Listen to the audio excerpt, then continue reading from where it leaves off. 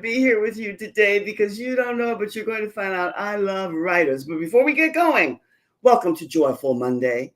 Joyful Monday, and may the rest of this week be the best. I am Joy Ruffin, your leadership and style consultant, a signature style specialist, speaker, executive producer, TV host, and podcaster.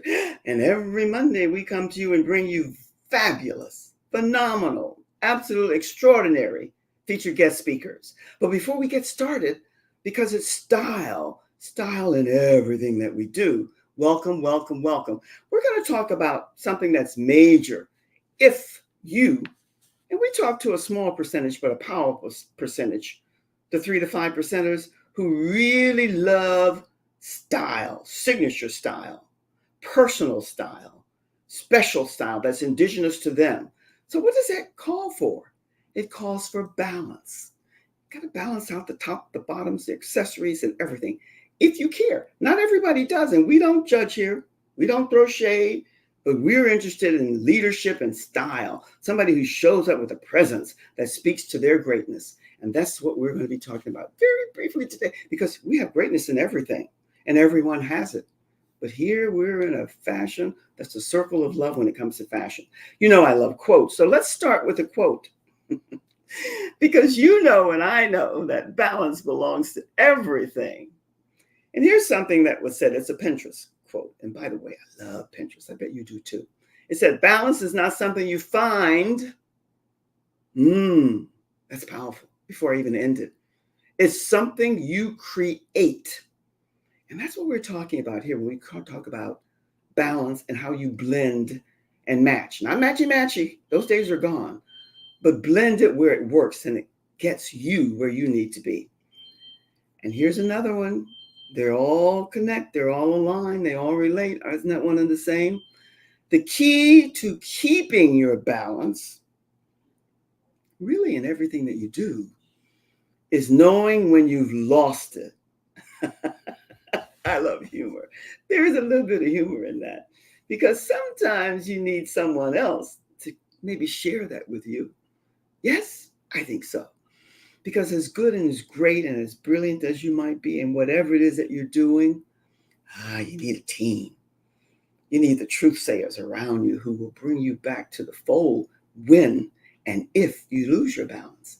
And if you're in leadership, no matter what you're doing, and I'm sure Lee, my guest today, Lee Lincoln, I love her name. She's probably going to share with you a lot about balance and how she's going to talk about finding your voice and all that good stuff. But let's make this for you, because this is all takeaway, food for thought for you. Let's add a different take on balance. To put everything in balance is good. Yes. But to put everything in harmony is even better. Because when we talk about balance, we talk about proportion, scale, and fit. And does it not have to have harmony? Yours, indigenous to you, and yours is going to be different from someone else's. Let's remember they go together, balance and harmony. And I think sometimes, especially when one is a little on the dramatic side or eclectic, you kind of forget that. And that's where one loses the pure essence and the uniqueness of a signature style. You can be eclectic and dramatic, but you want it to have balance and to blend and have harmony. However you do that, just food for thought. That's all we share with you here. I'm going to be starting some workshops here soon. You'll be extended an invitation. It'll be a complimentary workshop where you come, and if you want more data and information, haven't set it up yet, but boy, 2025 is going to be great, because we're in big transition here. A lot of things that I'll be sharing with you as we move along here. But remember, balance is the perfect state of still water. Woo! Let that be your model. Now that's beyond powerful. Still water, balance. It's hard to put that in your noodle and have that sink in, but let it be said. And for those of you who know how much I love quotes, and if you don't and you're here for the first time, bear this in mind. This is what Confucius said. Let's add in what everyone knows more or less, and yet every now and then we all need to hear it, have it resonate. Balance in life is the key to everything that we do. And I bet you that our guest speaker today, our featured guest speaker today, is going to share a little bit about that to you in her talks. I don't doubt it for a moment. Now, you know I could go on and on and on because I'm honored to have you in. But let me say this before I end this section because I'm going to take a quick little reset and then I'm coming back to you. But here's what somebody said: style is a reflection of your attitude and your personality. And when it's done right, it has balance. That's my quote. I hope you can appreciate it. Now, my friends, I'm going to take a quick little reset and I'm going to do what I do every week.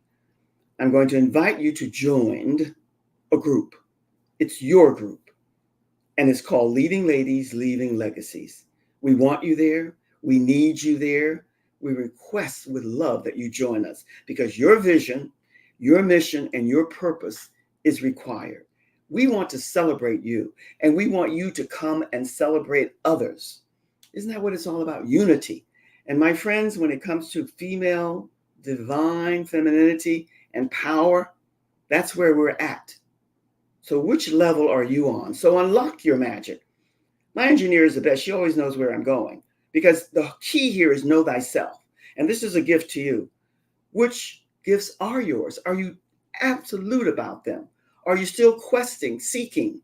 If you are, fine, because there is no age range. Some people come right out of school and they know. Some people go to 3 or 4 different levels of school, college, and different degrees, and they still don't know. And some people wander and find.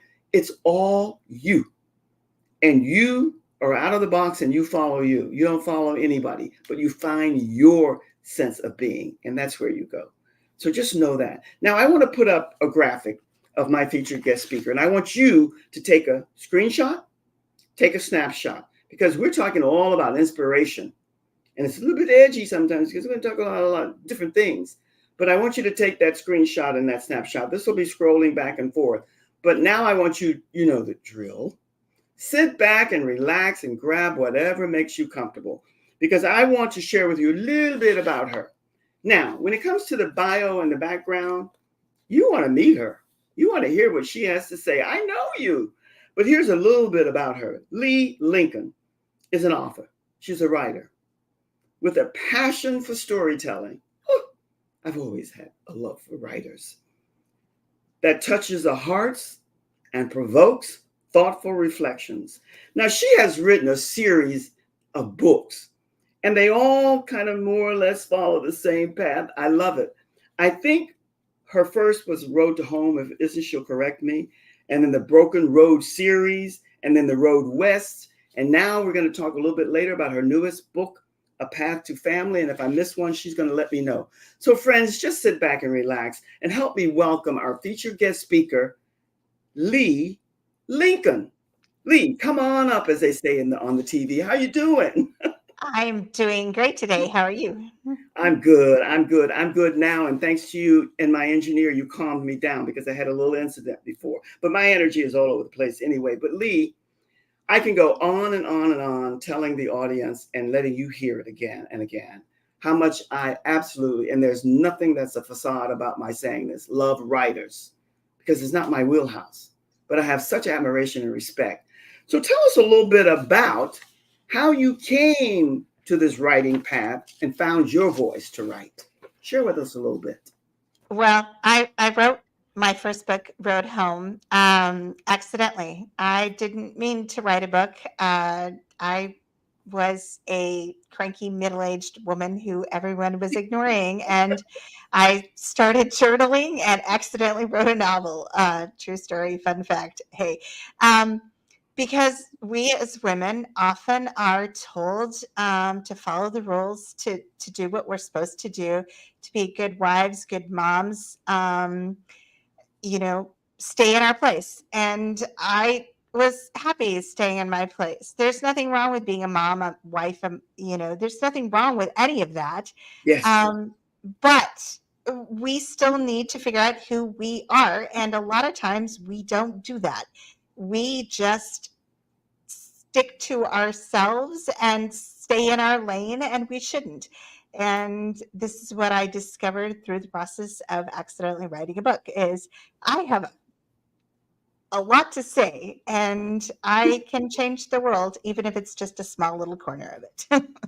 Lee, the master way of how you deliver that message, it resonated with me in more words than I could ever express to you because you're more eloquent than I could ever be. Because, first off, I love the way you began because you felt a cranky middle aged woman. Far from it. This is what my movement and passion for women is all about. Staying in the lane, following that programming, conditioning, and sexualizing when there's so much more to us. And somehow you didn't want to be there, and neither do I. And you found a way to express. But there's a key here that you did mention and I didn't mention, and I don't know how it ties in, but share with us. Far from it, you are a female trailblazer and a pioneer and a light worker.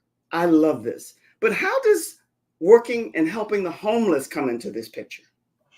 Well, I've been volunteering various places most of my life. I started as a teenager Okay. and it always just was something I felt called to do. Yes. And it didn't even seem like a big or important thing. It just seemed so natural to me. And I think a lot of it goes into the fact that I was adopted. And to me, a home is the most precious thing Oh, because two people gave me a home who didn't have to. They chose to. It's a very different relationship when you adopt a child than when you have a child. Very, very different relationship from the very get-go, right? And so to me, a home is just a very, very special, different relationship that I think a lot of people like have. So for me, it just was always something I wanted to give to other people. And so I just kind of fell into it naturally because of the way I was raised, right? oh my And goodness. Lee, that so is, ooh, mm, yeah, so it's just always something I've done, always something I've been part of, and it's just always something that's been inside of me and always something I wanted to make sure everyone had because of who I am and yeah. where I came from, which is again very different and not completely unique to me. I've spoken to other adoptees who also have the same sense of home and belonging that I do because again it is a very different relationship to parents when you're adopted. Lee, so good. So good the way you said that and how you expressed it. Home. Home with the two-parent household is major. It's crumbling today. And I'm not a negative person, but it is. And then you bring in the adoption and everyone needs a home. So you started young volunteering. That is beyond powerful. And it's also beyond you because you felt the need and the calling to do this. And you weren't going to stay in that lane. You knew that because of the two people who gave you such a beautiful upbringing, that you had to find ways to share that with everyone that you ran across. I just think that's beyond. But and then this book, the title Road Home, it all kind of relates. How did and what is briefly, everyone's going to go and find out for themselves, but just a little synopsis about Road Home, your first book. You mentioned it, but tell us a little bit more about that because then you have been doing a series about home and the road. So share. Yeah. Well, the first series is Broken Roads, and they're all technically standalones. But the first book is Road Home. Is about a homeless woman who figures out that isn't necessarily a place because home really is where our heart connects to, right? So it Yes, isn't yes. necessarily a physical place. And so it's her whole journey. And so you see flashbacks of her whole life as she's having this conversation with a guy who picks her up because she's a hitchhiker. Mm-hmm. And so she's traveling all over the country, just wandering and lost in life. And so Mm, it's kind of this crazy, deep, dark novel. And a lot of people they read it and they really change their perspective on how they view others, not just homeless people, but people in general, which really mm-hmm. kind of surprises me. Yes. Well, it's interesting to hear you say it surprises you, but just a little synopsis that you gave us, it doesn't surprise me because I think now, and answer this for me, if and not if you can, you can. What I'm finding and what I feel as I go about here, there, and yonder, that more and more people are becoming seekers. They want to know more about who, why, what am I to do while here? Do you find that in your, we're going to talk a little bit about your travels, but do you find that in your travels?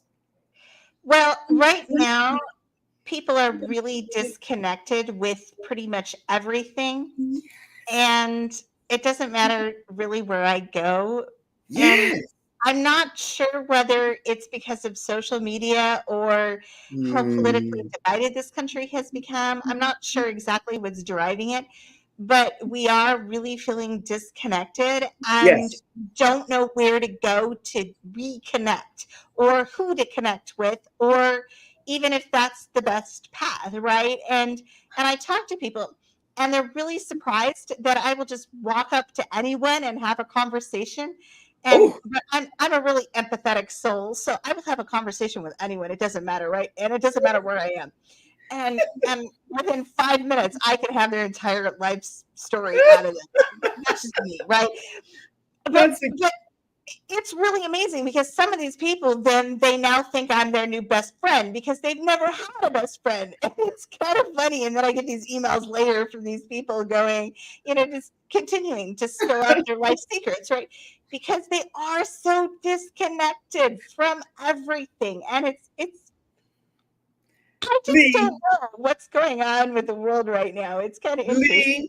Lee, Lee, neither one of us are negative people. We don't think we take the high road on everything. This I know the little bit, but yet a lot that I know about you, and I think vice versa. And I'm never assuming for anyone, but the word that you use, I use another verbiage because the way of expressing it, but that word you use, disconnected, and how you express how you can walk up to anybody and start a conversation, have what people are seeking, and this is my assumption, but I want your take on it is real intimacy and that somebody really sees, hears, and cares about them.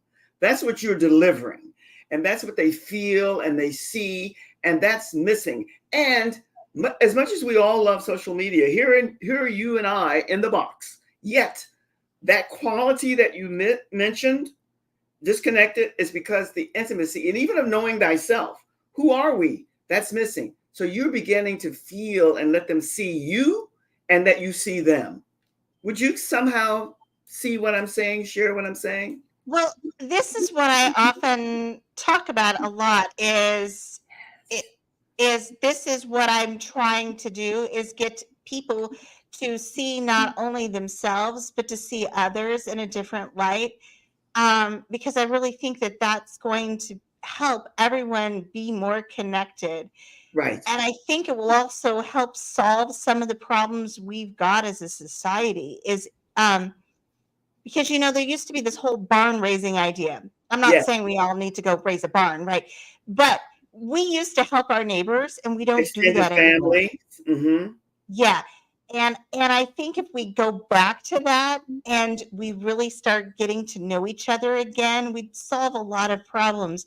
And so on my website even I have this video. Let's have a conversation because this is what I'm all about is those deep conversations and it's that Yes. simple as far as I'm concerned. Let's have a conversation. And a few people say, "Oh, you're just a Pollyanna." You're overly idealistic about things aren't that simple, right? But really, I think it is that simple. I think it is that simple. Lee, Let's just Lee, start having I some am so conversation. I am so receiving and hearing everything that you're saying and accepting it because it is my belief too. And what you're saying is that a lot of here's my calling on this and your take I'm embracing however it comes to me. A lot of the old, the bonding and the family extended, that's gone. A lot of the new is pure direct. But you, I, and many of us who care enough and are seekers and out there, empathic like you are, we have to find a way to blend, which is what you're doing. We have to find a way to get to the mean, the middle, and have a blend there, because a lot of that old is not coming back. But we have to find a way that people don't feel less disconnected and get to that feeling of intimacy. Now, your book, because the time just flies here, and you and I could go on and on and on, and you know that. But tell us I'm a sure we little about can. your current novel, which I love. Again, it's about home and family, the road to. So, what is the path to family? A little bit about it, so people will rush out there and get it. Path to Family is my new series on adoption, and I started with Lost Father, which is a birth father story, which is rather unique. So it's one man's journey of regret from the time he got his girlfriend pregnant in college to Woohoo! 50 something years later when the child reaches out and says, "Hi, I want to meet you."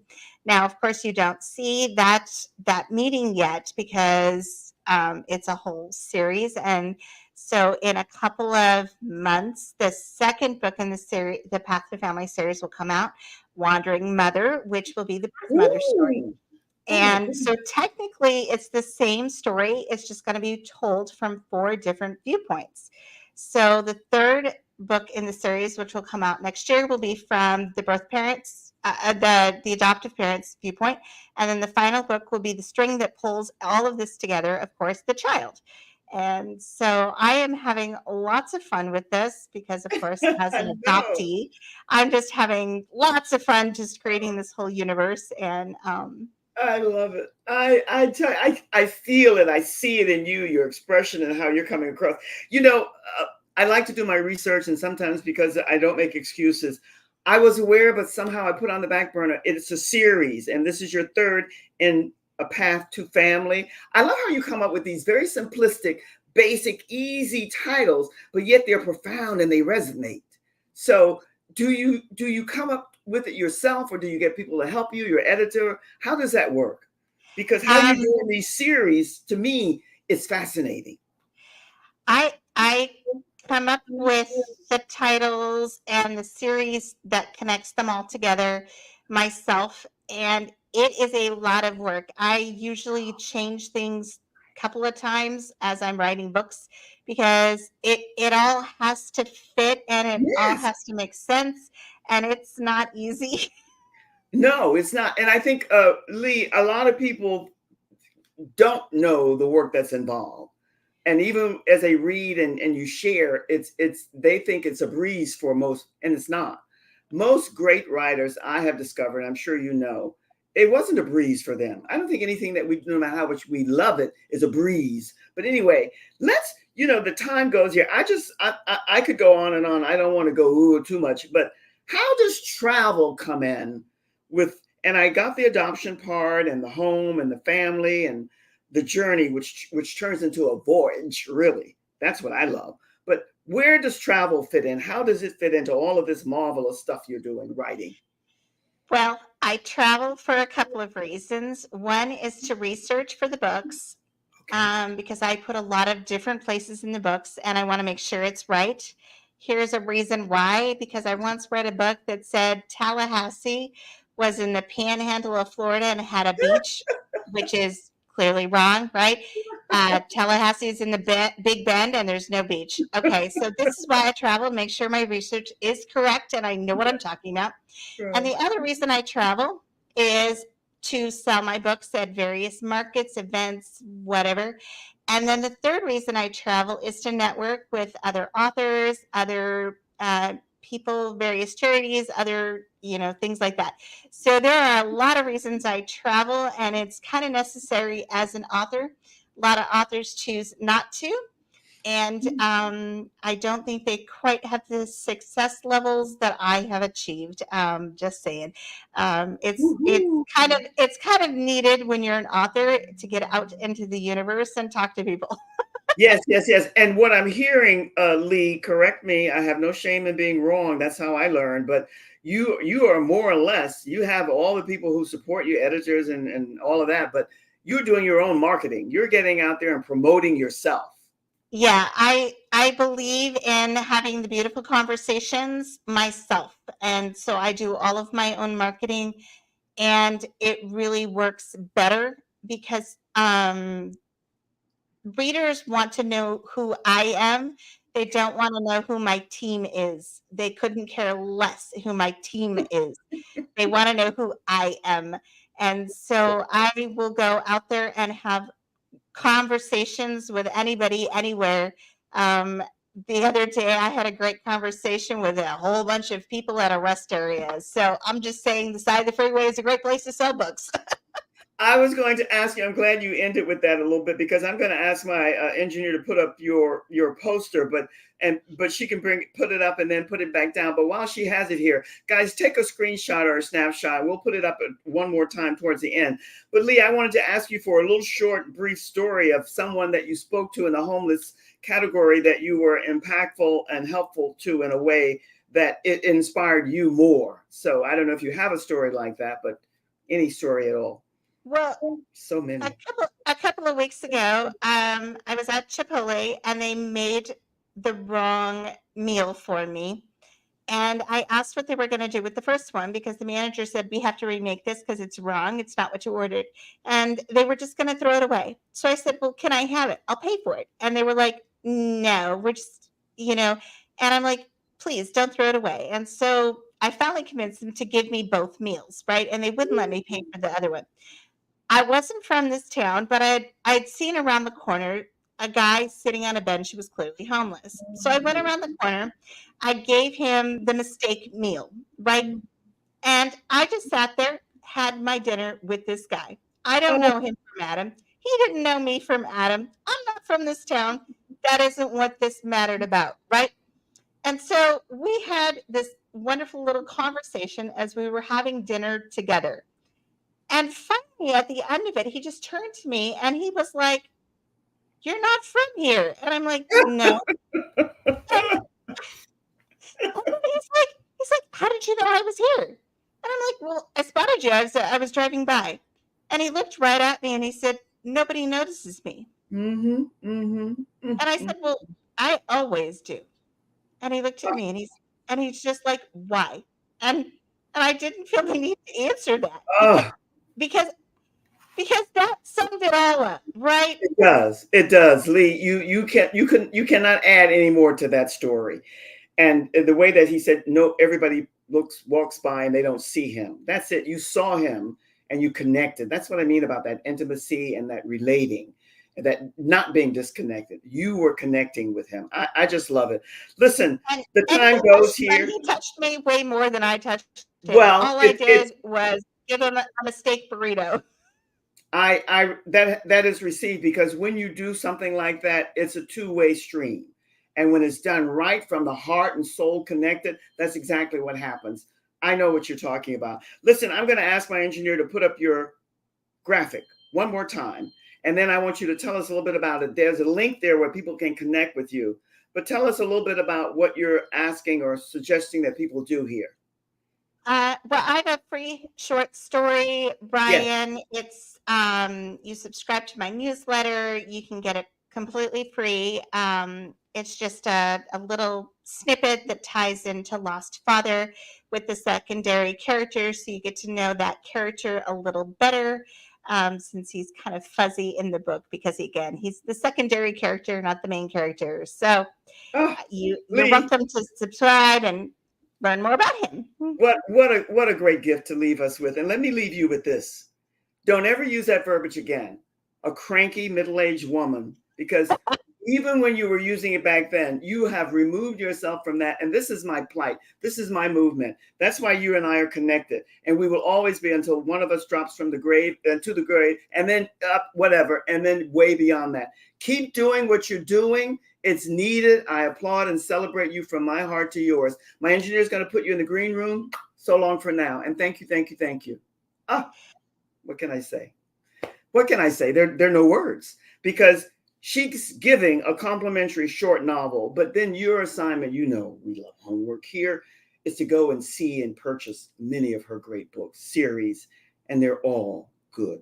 I only read one. I have to be truthful, but I'm going to, over time, read the rest because I love what she's doing. Guys, make this a great, great week. One of the best weeks ever. Don't I say this every week? I send you much, much love, always, from my heart to yours. Be well and stay in touch. Much love. Cheers.